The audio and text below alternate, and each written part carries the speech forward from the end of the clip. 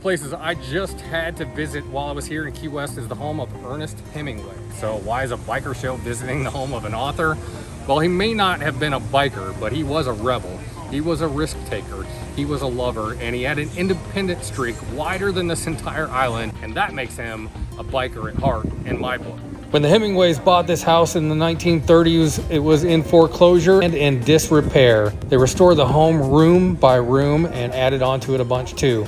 But one of the most interesting things about this house is all of the cats. Hemingway brought a 6-toed cat home from a ship's captain back in the 1930s, and today at least 60 cats, also with 6 toes, live in the mansion. It's believed most of the cats on the small island are all related. I ran into some Harley riders from Oklahoma who made the trip down the Keys on their motorcycles, part of the reason to see the Hemingway home. Sonny DeGraw. Susan DeGraw. That's where Jinx, Oklahoma, right outside of Tulsa. Jeff Green from Tulsa, Oklahoma.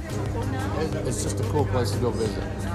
You know, history, you know, everything. If you're going to come here, you know, you need to stop at the house. The house is just gorgeous. And all the little houses around it, you know, are just gorgeous. So, yeah, it's a must. It's one of the top things to do here. So he wasn't a biker, but he sure seemed like one, don't you think?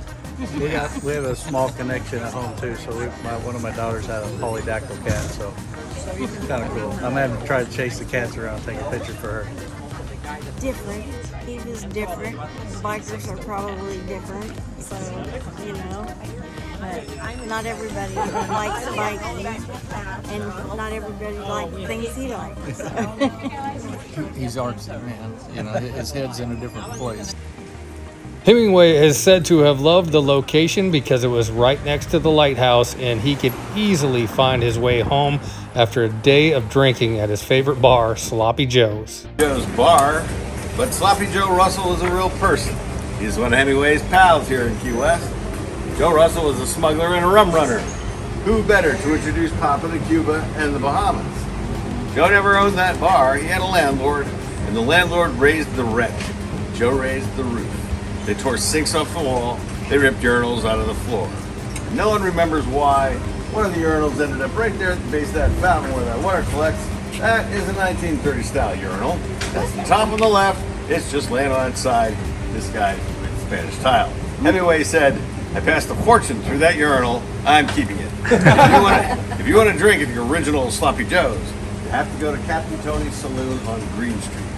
That's where it was. But just like most road trips for bikers, the best part is getting here. We actually rented bikes in Miami this time, and then rode down here. Oh God, it's great.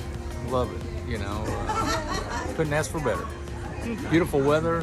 Weather's awesome right now this time of year, so it's not too hot. We rode down on Street Glides, the touring package on. Weather was great. Roads were great. The atmosphere is amazing. Get these nice cool breezes, you know, when you go across the bridges.